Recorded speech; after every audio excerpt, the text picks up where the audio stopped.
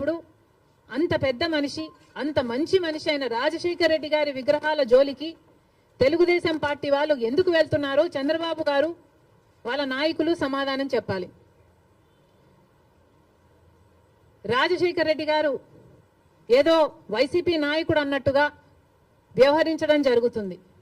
YCP వాళ్ళు హత్యా రాజకీయాలు చేసుండొచ్చు, గుండా రాజకీయాలు చేసుండొచ్చు, కక్ష రాజకీయాలు చేసుండొచ్చు, మేము కాదంటం లేదు.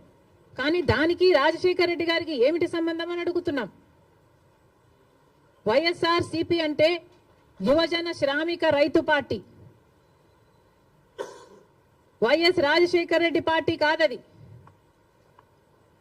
వైసీపీలో రాజశేఖర రెడ్డి గారు లేరు, రాజశేఖర రెడ్డి గారి పథకాలు లేవు, రాజశేఖర రెడ్డి గారి ఆశయాలను నిలబెట్టే వాళ్ళు లేరు. మరి అలాంటప్పుడు రాజశేఖర రెడ్డి గారి విగ్రహాలను ఎందుకు పగలగొడుతున్నారో తెలుగుదేశం పార్టీ వాళ్ళు ఒకసారి ఆలోచించాలి.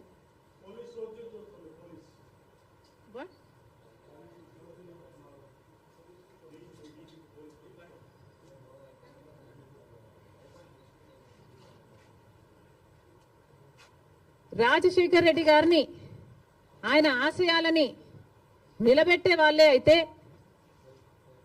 రాజశేఖర రెడ్డి గారు తలపెట్టిన జలయజ్ఞంని జగన్మోహన్ రెడ్డి గారు ఎందుకు విస్మరించారు?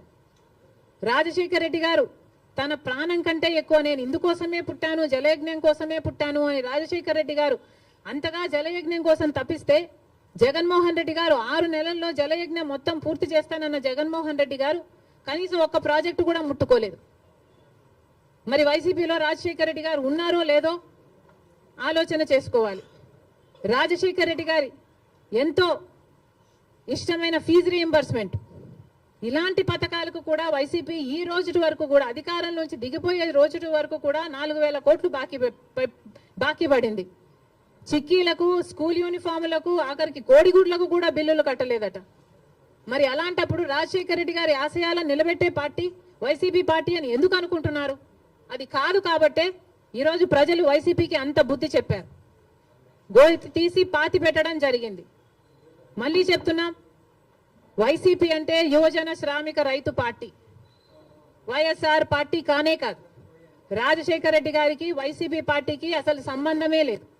రాజశేఖర రెడ్డి గారు is a tall leader of the Congress party.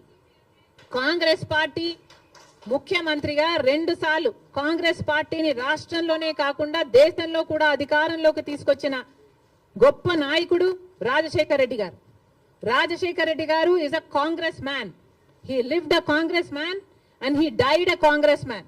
He was faithful to the Congress party, and as much as he was faithful to the Congress party was also faithful to Rajshekar Reddy garu, and 2 సార్లు ముఖ్యమంత్రిని చేసింది. రాజశేఖర రెడ్డి గారి కోరిక మేరకు రుణమాఫీ అయితేనేమి, ఉపాధి హామీ